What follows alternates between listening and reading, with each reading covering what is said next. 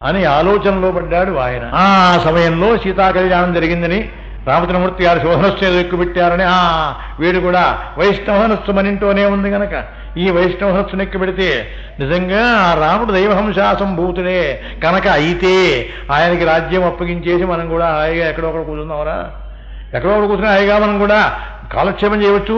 శేష జీవితం అంతా కూడా ధర్మం కోసమనే కాలక్షేపం చేయవచ్చు తప్ప ఈదుకు మా రాజ్యం కోసం పోట్లాడడం ఎందుకురా అనేటువంటి సంకల్పం భార్గవరాముడికి కలిగింది. రామచంద్రమూర్తి యొక్క పరిపాలనా విధానమును, రామచంద్రమూర్తి యొక్క తత్వమును ప్రచారం చేయడం కోసమనే మహానుభావుడు వచ్చాడు తప్ప అది కేవలం విఘ్నానికి మాత్రం సంబంధించింది కాదు. అది కేవలం దానివల్ల విఘ్నం వచ్చిందా? ఆయన రావడం వల్ల విఘ్నం కాదు. కేవలం ఈయన యొక్క ప్రతాపం ఇంకా పెరిగింది. ఈయన యొక్క అవతారం యొక్క స్వరూపం ఏమిటో తెలిసింది. ఈయన యొక్క శక్తి సామర్థ్యం ఏమిటో తెలిసాయి ప్రజలకి తెలియజేయడం కోసమే వచ్చాడు తప్ప తాను మాత్రం గొప్పవాడుగా ఏదో ఇతరమైనటువంటి విషయంతో అడ్డం మాత్రం పెట్టుకుని కాదు అనేటువంటి ధర్మాన్ని అక్కడ మహానుభావులు మనకు జ్ఞాపకం చేశారు. సరే, ఇలా రామాయణంలో మనకు అప్పుడప్పుడు ధర్మములు వస్తూనే ఉంటాయి. సరిగ్గా నరైందనుకోండి ఇవాళ సమాప్తం చేస్తాను. అనంతరం రేపటి నుంచి రేపు కళ్యాణ మహోత్సవం సుమారు సరిగ్గా మన టైంకి 7 గంటలకే ప్రారంభమవుతుంది. వారు పీటల మీద కూర్చున్న తర్వాత కథ ప్రారంభమవుతుంది. కథ ఉందిగా అమాంతంగా అమ్మవారిని తీసుకురావడమే కథ. అమాంతంగా అమ్మవారిని తీసుకురావడమే కనుక అక్కడే నేను చెప్పాల్సినటువంటి ధర్మశాస్త్రం ఉంటుంది కనుక ఆ ధర్మశాస్త్రమును అక్కడే జ్ఞాపకం చేస్తాను. ఆ కారణం చేత ఇతరులుగా ముందుగా ప్రత్యేకించి పురాణం అంటూ ఏముండదు. కళ్యాణంతో పాటే పురాణం. ఆ కళ్యాణంతో పాటు పురాణం, దాని మీద కామెంటు, ధర్మశాస్త్రం ఎక్కడెక్కడ ఎందుకు జరుగుతుందో, ఆడపిల్లను ఎందుకు అలా తీసుకొస్తారు, బుట్టలో పెట్టి తీసుకొస్తూ ఉండడం ఏమిటండి? అది మేనమామే తీసుకురావడం, వాడికి ఒక కట్నం ఇస్తూ ఉండడం, వీళ్ళు ఏమిటండి? మేనమామ ఇస్తే కానీ పెళ్లి చెల్లదు, ధర్మశాస్త్రం ఒప్పుకోదు. పెళ్లి కాలేదు అంటే చెల్లుతుంది, పెళ్లి కాలేదు అంటే నిర్ణయం అవుతుందండి, ధర్మశాస్త్రం ఒప్పుకుంటుంది. అలాగే నల్లపూసలు కడితే కానీ పెళ్లి కాదు, సూత్రం కడితే పెళ్లి అయినట్టు కాదు లెక్క. కుతికంటి వేసి వేయాలి, అప్పుడు కానీ నల్లపూసలు కట్టిన తర్వాత కానీ అది పెళ్లి పూర్తి కాదు. యస్మిస్తు దేవదే రాజా చక్రే గోదానముత్తమం. అక్కడి నుంచి ప్రారంభం. ఈవేళ 3 సర్గలే ఉంటాయండి. కథావృత్తాంతం మాత్రం 4 సర్గలే. సర్గల లెక్క వస్తే 4. కానీ కథావృత్తాంతం దానికి దీనికి కలవడంలో కొంచెం టైం లైట్ తీసుకుంటుంది అంతే, అంతకన్నా ఏం లేదు. కథలో విశేషమేం లేదు. ఇక యస్మిస్తు దేవసే రాజా చక్రే గోదానముత్తమం అంటే స్నాతక వ్రతానికి 10 వ్రతములు చేయవాలి బ్రహ్మచారి. 10వ ఆఖరికి వచ్చిన తర్వాత అప్పుడు మాత్రమే స్నాతక వ్రతం. అప్పుడంతా మధ్యలో అన్నీ మానేసి స్నాతకం మాత్రమే చేయిస్తున్నాం. అది అలవాటైపోయింది అనుకోండి. ఇప్పుడే చేసేవారు లేరు కనుక స్నాతక వ్రతం మాత్రమే చేస్తున్నారు. కాదు, స్నాతకానికి ముందు 10 వ్రతములు ఉన్నాయి వాడికి, బ్రహ్మచారికి. ఆ బ్రహ్మచారి చేసినటువంటి వ్రతములన్నీ కూడా పూర్తి చేసుకుని అనంతరముందు మాత్రమే స్నాతక వ్రతం చేయవలే. ఆ స్నాతక వ్రతం చేసిన తర్వాత అనంతరముందు అప్పుడు వివాహములకు బయలుదేరుతారు. చక్రే గోదానముత్తమం. గోదానాదులన్నీ కూడా తీయించాడు మహానుభావుడు దశరథమహారాజు గారు. ఇవన్నీ కూడా తగినటువంటి ఏర్పాటు చేసి రామచంద్రమూర్తికి అయ్యా అందరూ సిద్ధంగా ఉన్నారా అంటున్నారు. స్వగృహే కోవిచారో అస్తి అన్నాడు. వెంటనే జనకుడు అయ్యా ఇదంతా తమదేనండి, ఇందులో ప్రత్యేకించి ఒకరు చెప్పడం ఒకరు వినడమునా, ఈ రాజ్యం అంతా మీదే మహాప్రభు అన్నాడు. అంటే అటువంటి భావన కలగవలే. దాంపత్యం అంటే ఎక్కడ సంబంధం చేస్తున్నామో ఆ సంబంధానికి వారికి వీరికి కూడా అటువంటి సంపూర్ణమైనటువంటి ఆ అనుబంధం అనేది ఉండాలి అనే భావాన్ని మహానుభావుడు మనకు జ్ఞాపకం చేశారు. ప్రత్యేకించి విచారణ ఏముందండి కానివ్వనున్నారు. అందరూ కూడా సిద్ధంగా ఉన్నారండి అన్నారు. తగినటువంటి స్థిరమైనటువంటి మండపాన్ని ఏర్పాటు చేశారు. మండపంలో అందరూ కూడా ఆసీనులై ఉన్నారు. సభయావత్తో కూడా నిండి ఉన్నది. రథీశ్వరులందరూ కూడా ఉన్నారు. ఆ సమయంలో పరమాత్మకి ఒక్క పర్యాయం గీతములు, నృత్యములు, గానములు అన్నీ కూడా చేయడం కోసమని 50 మంది కూడా దేవతలు సిద్ధంగా ఉన్నారు. ఇతరమైనటువంటి మహానుభావులంతా కూడా ఎప్పటి వారప్పుడే ఎక్కడికక్కడే రెడీగా ఉన్నారు. ఏ సమయంలో ఎవరిని పిలుస్తారో, పరమాత్మ ఎవరికి అనుగ్రహం వారి మీద కలుగుతుందో, ఎవరు ధరిస్తారా అనే భావన చేత వీరందరూ కూడా సిద్ధంగా ఉన్నారు. రామచంద్రమూర్తి యొక్క కళ్యాణ మహోత్సవం మనకు పరమార్థం ఏమిటయ్యా అంటే సీతారాముల కళ్యాణ మహోత్సవానికి ఓ చిన్న ప్రత్యేకత ఉంటుంది. ఆ ప్రత్యేకత ఏమిటి అంటే సీతారాముల కళ్యాణ మహోత్సవమే అందరికీ జానక్య కమలామలంజలి పుటేయ పద్మరాగాయితా అనేటువంటి ఆ శ్లోకం మాత్రమే వేస్తూ ఉంటారు. కానీ ఇతరమైనటువంటి పద్మావతి కళ్యాణం కానీ, వెంకటేశ్వర స్వామి వారి కళ్యాణం కానీ, విష్ణుమూర్తి గారి ఏదో లక్ష్మీదేవితో కళ్యాణం కానీ, ఏ కళ్యాణం కూడా పార్వతీ పరమేశ్వరులు కూడా లేవు. జగతపితరు వందే పార్వతీ పరమేశ్వరు అయినప్పటికీ కూడా కేవలం సీతారాముల కళ్యాణ మహోత్సవం మాత్రమే వేస్తారు. ఎందుకని? పరమార్థం ఏమిటి అసలు? సీతారాముల కళ్యాణ మహోత్సవమే ప్రతి విషయానికి కూడా మానవ సమాజంలో ఆదర్శప్రాయంగా ఉంది. అలా ఉండడానికి కారణం ఏమిటి? కారణం ఏమిటయ్యా అంటే శ్రీరామో లలితాంబిక,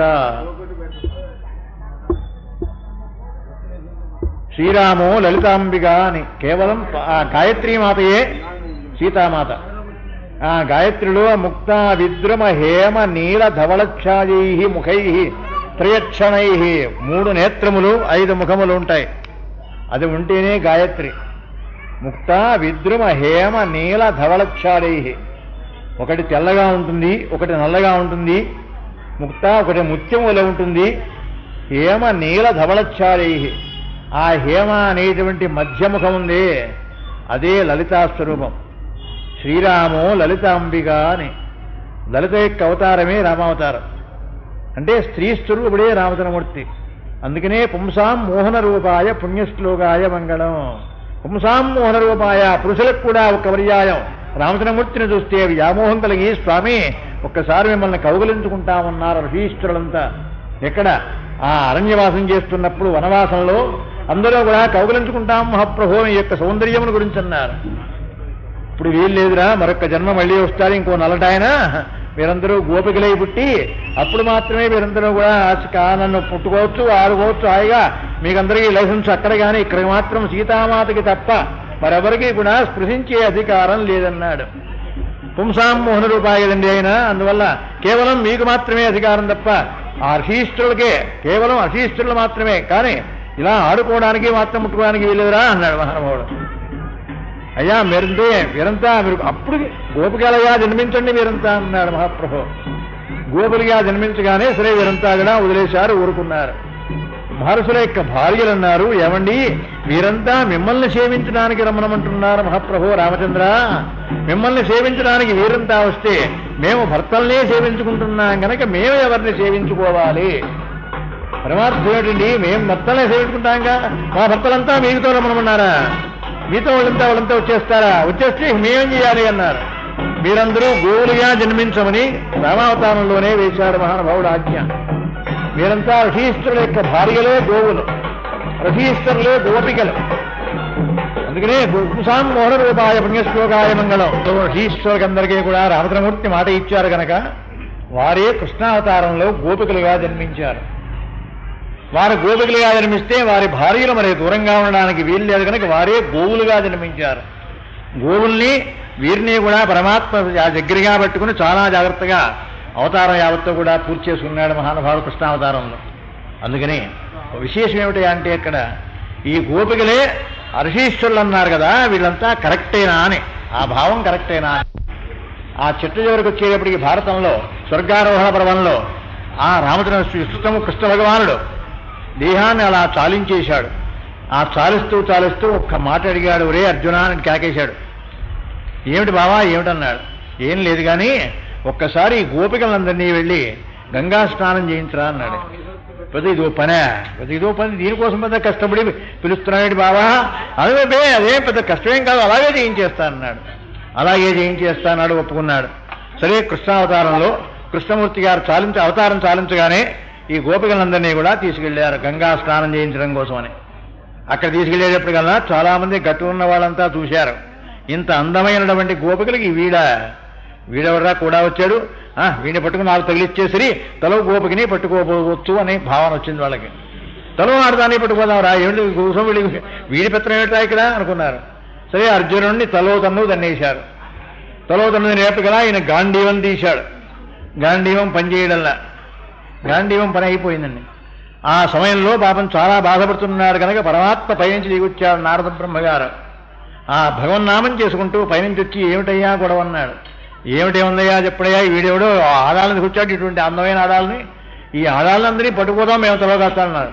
కరెక్ట్, మీరు చెప్పింది చాలా బాగుందని అడిగిన.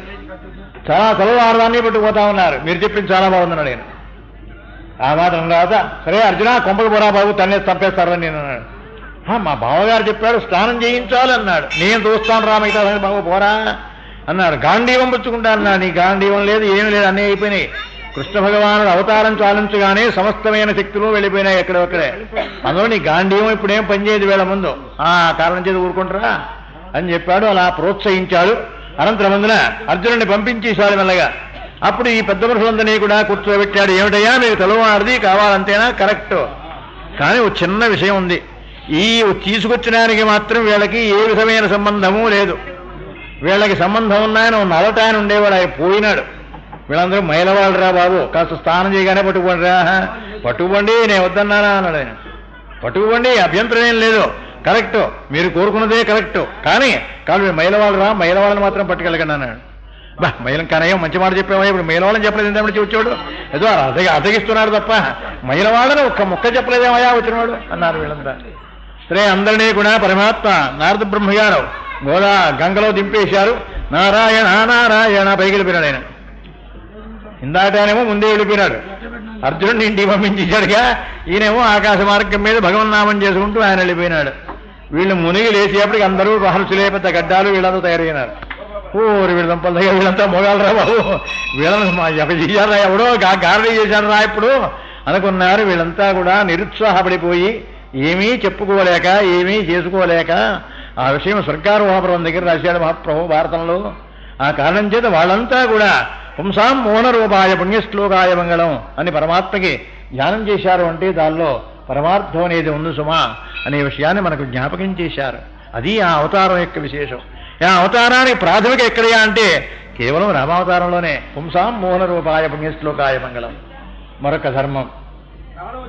ఇది కేవలం సంపూర్ణ రామాయణం అవుతోంది కనుక సంపూర్ణ రామాయణంలో ఉన్నటువంటి ఘట్టములను పూర్తిగా ఆచరిస్తూ ఉండడం ఒక ధర్మశాస్త్రం. ఏమిటి ఆ ఘట్టములు అంటే, మొదటిదే సీతారాముల కళ్యాణ మహోత్సవం, ఆ తర్వాత పాదుకాపట్టాభిషేకం. అయోధ్యకాండ అయోధ్యకాండ చేస్తుండగా చివరకు వస్తుంది పాదుకాపట్టాభిషేకం. ఆ పాదుకలను కూడా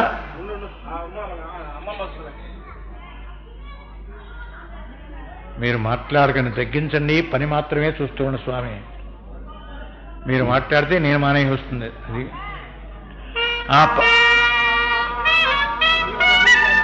కానీ సీతారాముల కళ్యాణ మహోత్సవానికి ఆ సమయానికి హనుమంతుడు ఉన్నాడా? ధర్మశాస్త్రం. హనుమంతుడు లేడిగా. హనుమంతుడు ఎక్కడవాడు? ఎక్కడో కిష్కింధకాండలో ప్రారంభమైనాడు ఆయన. ముందుగానే ఎక్కడ వస్తాడండి హనుమంతుడు? అందువల్ల హనుమంతుడిని ఆచారరీత్యా పెట్టారు. కేవలం కళ్యాణ మహోత్సవానికి మాత్రం వారికే కళ్యాణం, కానీ కళ్యాణం చేస్తున్న వారికే కానీ ఇక్కడ హనుమని యొక్క పాత్ర మాత్రం లేదు. ధర్మశాస్త్రం అండి. ధర్మశాస్త్రం కొంచెం చెప్తున్నా సుమా, ఇప్పుడు తీసేమని కాదు మహాప్రభు. అంటే మనకు అలవాటు ప్రకారం చేస్తున్నాం కనుక సరే, అలవాటు ప్రకారం ఏదో చేస్తున్నాం అది కాదు. ధర్మశాస్త్రం తెలుసుకోవాలి. ఎప్పుడైనా ఎవడైనా ప్రశ్నిస్తే మనకు చెప్పే అధికారం కూడా ఉండాలి. మన విషయమే మనకు తెలియకపోతే నువ్వేం చెబుతావురా అంటాడు రేపడుతున్నవాడు. నీ రామాయణాన్ని గురించి నీకు తెలియదా? నీ రాముడిని గురించే నీకు తెలియదా? నువ్వు పూజ చేయడమే తెలియదా? నువ్వు మాత్రం రామాయణాన్ని గురించి మాట్లాడతావా అంటాడు వాడు. ఏదో పెద్ద ధర్మశాస్త్రం అది. రామాయణం అంటే అంత గొప్ప గ్రంథం చెబుతారు మరి అందరూ కూడా. గొప్ప గ్రంథం, ప్రమాణ గ్రంథం కదనేది, ప్రమాణ గ్రంథం అది. ఆ ప్రమాణ గ్రంథం కనుక దానిలో ఎక్కడా కూడా పొరపాటు కానీ ఒక్క వాక్యం కూడా దానిలో తప్పు కానీ ఒక్కట్లేదు, ఒక్క అక్షరం కూడా. ఏకైకమక్షరం ప్రోక్తం మహాపాతక నాశనం శృణ్వన్ రామాయణం భక్త్యా యత్పాదం పదమేవ సయాది బ్రహ్మణస్థానం బ్రహ్మణ పూజ్యతే సదా. రామాయ రామభద్రాయ రామచంద్రాయ వేదసే రఘునాథాయ నాథాయ సీతాయ పదయే నమః అని కదా. ఏకైకమక్షరం ప్రోక్తం మహాపాతకనాశనం శృణ్వన్ రామాయణం భక్త్యా పాదం పదమేవ. ఎప్పుడూ కూడా భక్తితో పరమాత్మని యొక్క ధ్యానాన్ని గురించి ఒక పాదమైనా, ఒక పదమైనా, ఒక అక్షరమైనా చదివితే వాడి జన్మ విముక్తి అవుతుంది. పాదం పదమేవ సయాతి బ్రహ్మణ స్థానం బ్రహ్మణ పూజ్యతే సదా. బ్రహ్మగారు నిత్యము కూడా రామాయణ పారాయణ చేసేవాడిని దగ్గర కూర్చోబెట్టుకుని, ఒరే మాకే అవకాశం లేదురా, తీరిక లేదురా, మాకు బిజీ అయిపోతున్నావు, కానీ నువ్వు మాత్రం నిత్యము రామాయణ పారాయణ చేసావు కనుక నేను కూర్చోబెట్టి పూజ చేస్తానని బ్రహ్మచేత పూజింపబడతాడు రామాయణం చదువుకున్నవాడు. రామాయణం పారాయణ చేసేవాడు కానీ నిత్యము రామాయణం ఏదో రకంగా మొత్తం మీద వాల్మీకి రామాయణాన్ని వదిలిపెట్టకుండా ఆచరిస్తాడే ఆ మహానుభావుడు బ్రహ్మగారి చేత పూజింపబడతాడు. అంతటి స్థానం ఉంది వాడికి. అలాగే కేవలం కూడా రామాయణాన్ని కనుక మళ్ళీ దాని యొక్క తాత్పర్యం కానీ లేకపోతే పరమార్థంగా మరొక కథగా కానీ దాన్ని ఏదైనా కనుక వ్రాస్తే వారికి తిరిగి పునర్జన్మే లేదన్నారు మహాప్రభు రామాయణానికి. అంత పరమార్థం దానికి. ఆ కారణం చేత ధర్మశాస్త్రీత్యా మాత్రం ఈ స్వామి హనుమ ఉంటాడా అంటే లేడు. ఆ సమయానికి ఎక్కడున్నాడండి? లేడు కదా. ఆ కారణం చేత లేడు తప్ప ఇక్కడ మాత్రం ప్రత్యేకించి రామచంద్రమూర్తి పక్కనే కూర్చోవడం, ఆయనకు కూడా ఏదో చేస్తూ ఉండడం, ఆయనకు పూజ, ఆయనకి పూజ అంటే లేదు అక్కడ. విష్ణు సహస్రనామమే తప్ప ఆంజనేయ స్వామికి ఎక్కడుంది? ఆంజనేయ స్వామికి మళ్ళీ వేరే ఉండాలి కదా. ఈయన ఆంజనేయ స్వామి యొక్క హంస కదండి.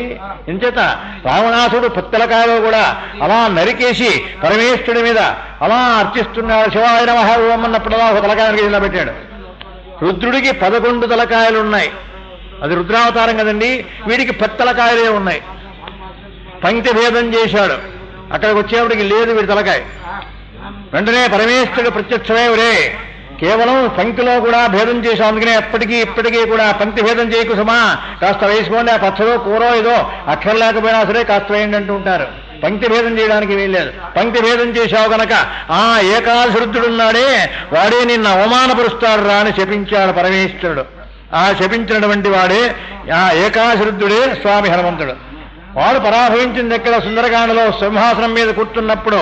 అప్పుడు మహానుభావుడు అలా నీ ఇష్టమైనట్టుగా మాట్లాడాడు పరమాత్మ. ధర్మములకు ఆధారభూతమే రామాయణం. ధర్మములకు నిలయమే స్వరూపమే, ధర్మముల యొక్క స్వరూపమే రాముడు. ఆ కారణం చేత ఎక్కడ ఏ ధర్మం కావాలన్నా రామచంద్రమూర్తిలోనే కలుస్తుంది చివరికి వెళ్ళి.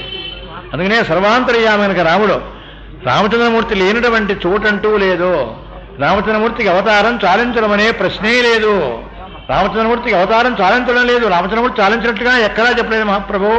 ఇతరమైనటువంటి కార్యాల్లో, ఇతరమైనటువంటి రామాయణాల్లో సమయంలో దిగారు, అక్కడ దిగారు, అందులో కలిసిపోయినారు, అలాగిలాగు అని ఉంటుంది. కానీ వాల్మీకి మాత్రం ఎక్కడా కూడా కేవలం ఈ సృష్టిలో ఉన్నటువంటి మనస్సే కారణభూతుడు గనక మనస్సే హనుమంతుడు, జీవుడే మహానుభావుడు. ఎవరు? రాముడు. ఇంచేత కేవలం మనస్సు అనేది లేకుండా ఏదీ లేదు కనుక హనుమంతుడు లేకుండా రాముడు లేడు. రాముడు అంటే హనుమంతుడు ఉన్నాడే కూడా ఏమన్నాడు మహాప్రభు? హనుమంతుడితో పాటు రాముడే ఉన్నాడు. ఆ కారణం చేత అలా దాని సంకల్పం చేసి సంపుటీకరణం చేసి పరమాత్మ అలా ధర్మశాస్త్రాన్ని మనకు బోధించారు. ఆ ధర్మశాస్త్రం కోసమే ఎవరైనా అంత తాపత్రయపడ్డం, వినడం కానీ ఇంకో రకంగా కానీ రామాయణాన్ని అర్థం చేసుకోవడానికి ప్రయత్నించడం ఏమిటా అంటే ధర్మం కోసమని కానీ కథ కోసం మాత్రం కాదు. సీతాకళ్యాణం అయిపోతుంది దానికే. సీతాకళ్యాణం కోసం పెద్ద కథ కాదు. ధర్మం ఏమిటి? అక్కడ ఏ ధర్మాన్ని ప్రచురించాడు, ఏ ధర్మాన్ని అందులో అవతరించారు మహాప్రభు, ఏ ధర్మాన్ని మనకు చూపించాడు. ఆ పరమాత్మ అలా తీసుకొచ్చాడు. అందరినీ కూడా కూర్చోబెట్టుకున్నారు. ఎక్కడున్నారు అక్కడే అందరూ కూడా సిద్ధంగా ఉన్నారు మహాప్రభు. మీరు వచ్చేయాలి స్పీడ్గా. ఇయం సీతా మమ సుతా సధర్మచరీతమా ప్రతీచ్య జైనాం భద్రంతే పాణిం గృహ్ణిష్వ పాణినా. పాణిగ్రహణం చేయమని కోరుకుంటాడే మహానుభావుడు. ఎందుకని? ఆ జనకుని యొక్క ఆ అవతారంలో, పరమాత్మ యొక్క ఆ స్వరూపంలో ధర్మశాస్త్రం ఉంది కనుక ప్రత్యేకించి ఇప్పుడు అది కథ. యజ్ఞోపవిధారణం అంటే కేవలం అత్తగారు మామగారు కలిసి వేస్తారు. అందుకనే యజ్ఞోపవీతాలు 4 వేసుకోమని ధర్మశాస్త్ర నిర్ణయం చేశారు. యజ్ఞోపవీతం అంటే ఒక్క ముడి కాదు మహాప్రభు, 4 ముళ్ళు వేసుకోవాలి. ఎందుకని? ఒకటి కేవలం ఉపనయనానికి, అలాగే రెండవది శ్వశురదత్తమైంది, మూడవది మాత్రం కేవలం పై మీద బట్ట లేకుండా మానవుడు సంచరిస్తున్నాడే అది దోషం. అందుకోసమని మూడవది. ఇక 4వది ఎందుకే అంటే ఎవరికైనా అవసరమైతే యజ్ఞోపవీతం పోతే ఏ నీళ్ళల్లో ఉన్నా వాడు స్నానం చేస్తుండగా కొట్టుకుపోతే గబగబా వీడు ముడి తీసి వాడికి ఇచ్చేయచ్చు. అందుకోసమని 4 ధర్మశాస్త్రం ఇచ్చా. కాదయ్యా 3 అంటారు వైష్ణవులు. సరే వారికి 2 ఉన్నాయిలేండి. 3 కూడా మానేశారు, 2 ఉన్నాయి. ఏమిటయ్యా అంటే ఉపనయనంతో వివాహంతో అంతే. అందుకని వాళ్ళు 2 ముళ్ళే వేసుకుంటున్నారు. సరే అయినప్పటికీ కూడా ధర్మశాస్త్ర ఇచ్చాంతకి మన సాంప్రదాయం 4 ముళ్ళుగా ఏర్పాటు చేశారు. అందులో శిశురదత్తమైనటువంటి యజ్ఞోపవీతాన్ని ప్రస్తుతం వేయించారు పరమాత్మకి, స్వామివారికి. అనంతరం కార్యక్రమం ముందు జరుగుతోంది. ఒక ధర్మం ఏమిటయ్యా ధర్మము అంటే కేవలం సీతారాముల కళ్యాణ మహోత్సవాల గురించి ఇందాక కొంచెం ప్రస్తావన ప్రారంభం చేశాను. ఇవాళ కథ అలాగే ఉంటుందండి. అటు ఆయన చూస్తూ ఉండడం, మధ్య ఆపుతూ ఉండడం, ఆయన చూస్తూ ఉండడం, ఎక్కడికి వస్తుందో అని కథ మళ్ళీ జాగ్రత్తగా దాన్ని నడిపించుకుంటూ ఉండడం, అదే సరిపోతుంది. నా కథ కాదుగా. నేనైతే ప్రత్యేకించేదో నా లెక్క ప్రకారం నేను విడిపోతాను కాదు. ధర్మశాస్త్రీత్యా ఏమిటయ్యా అంటే శ్రీరామో లలితాంబిక అని. ఆ లలితాస్వరూపమే రామావతారం గనక కేవలం దేహములు మాత్రమే రెండు, కానీ తత్వం మాత్రం ఒక్కటే. అంటే సీతామాతను చూస్తే రామచంద్రమూర్తిని చూడక్కర్లేదు, రామచంద్రమూర్తిని చూస్తే సీతామాతను చూడక్కర్లేదు. కేవలం ఆ దేహంలోనే కనిపిస్తుంది ఆ మూర్తి. ఆ దేహంలోనే కనిపిస్తుందని చెప్పినవాడు స్వామి హనుమ. వాడు చెప్పినవాడు, అంత పాయింట్గా జాగ్రత్తగా గుర్తుపెట్టుకుని చెప్పినవాడు మహానుభావుడు హనుమ. సీతామాత హనుమ రామచంద్రమూర్తి ఎలా ఉంటారయ్యా అని అడుగుతారు సుందరకాండలో. అప్పుడు ఆ రామచంద్రమూర్తి యొక్క వర్ణన చేస్తూ ప్రసూతో జనకాత్మయే అన్నాడమ్మా, జానకి కోసమని పుట్టారు తల్లి అన్నాడు. అంటే మీ ఆయన నీ కోసం పుట్టాడనా? వాళ్ళ ఆయన కోసమే పుట్టారు, అదిగా చెప్పకండి. ప్రసూతో జనకాత్మదే, అమ్మా నీవు జానకివి గనక అందుకోసమని పుట్టారు తల్లి నీ కోసం అన్నాడు. కాదు, జానకి అంటే 3 అక్షరములతో పేరుది.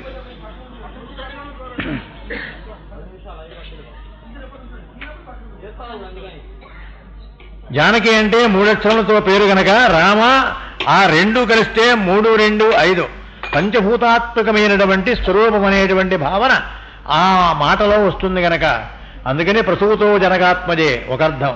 రెండవది ప్రసూతో జనకాత్మజే, అమ్మా నీవు మాత్రం భూమిని శోషిస్తుంటే జన్మించావు, ఈ భూమిని పరిపాలించడానికి రాముడు పుట్టాడు తల్లి, అందువల్ల ప్రసూతో జనకాత్మజే.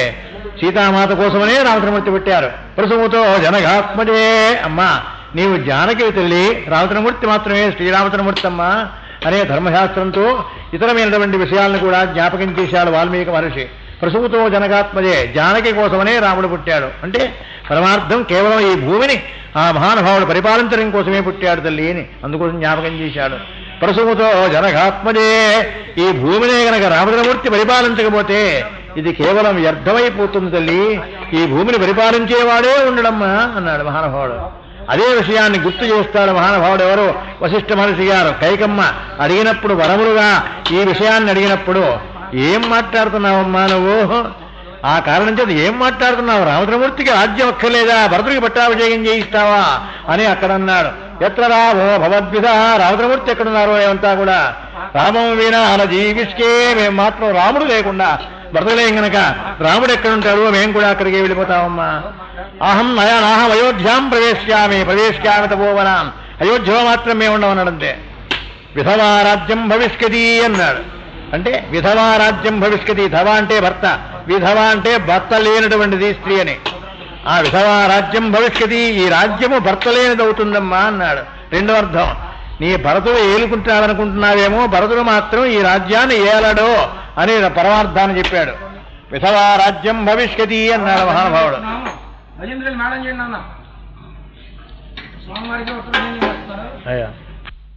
వాటిని ధరింపజేశారు. దీనిలో ఒక శాస్త్రం ఉంటుంది. ప్రతిదానికి కూడా సువర్ణ యజ్ఞోపవీతం సమర్పయామి. సువర్ణ యజ్ఞోపవీతం అంటే బంగారంతో చేసింది సువర్ణ యజ్ఞోపవీతం. దాన్ని ధరించేవాడు రావణ బ్రహ్మ. ఆ అనంతరముందు పరమార్థరీత్యా ఎవరెవరికైనా ఎక్కడెక్కడ ఉందో ఎప్పుడెప్పుడు అవసరంగా వాడుకున్నారో దాని గురించి ప్రత్యేకించి రాశారు మహాప్రభు. ఇతరమైన కావ్యాల్లో కూడా సువర్ణ యజ్ఞోపవీతం ఎవరు వాడుకున్నారు, ఎవరెవరికి ఉంది అనే విషయాన్ని ధర్మశాస్త్రాన్ని జ్ఞాపకం చేస్తూ రావణ బ్రహ్మ మాత్రం సువర్ణ యజ్ఞోపవీతం వేసుకుని అలా కూర్చునేవాట మహానుభావుడు. ఆ సభలో హనుమంతుడిని తీసుకొచ్చినప్పుడు ఆయన కూడా యథాతథంగా తయారైపోయినాడు పరమాత్మ.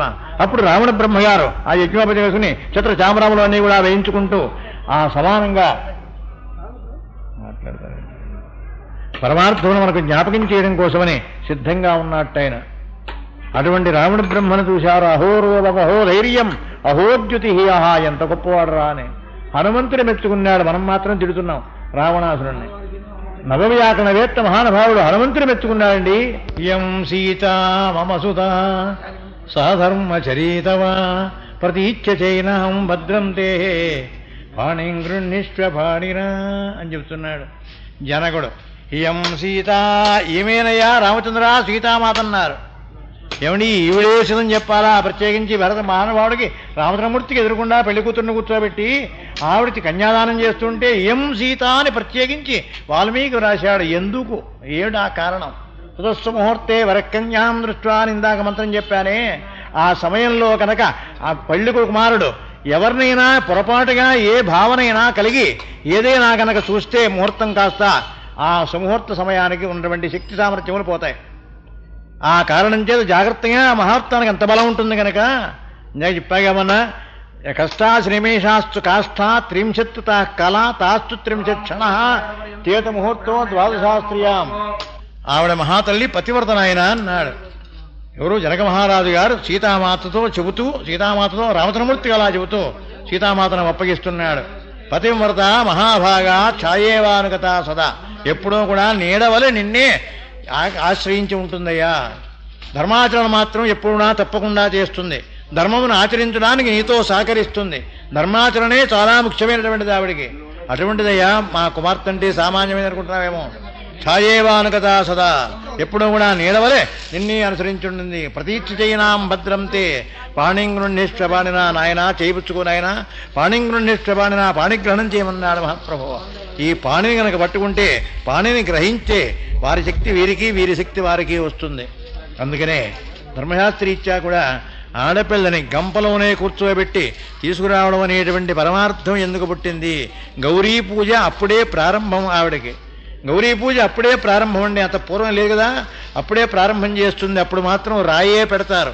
గౌరీ పూజ అని చెప్పి ఏదో పశువుతో చేయదు మహాప్రభు. కేవలం శైలజ గనక, అంటే పర్వతరాజు ఆవిడ కూతురు.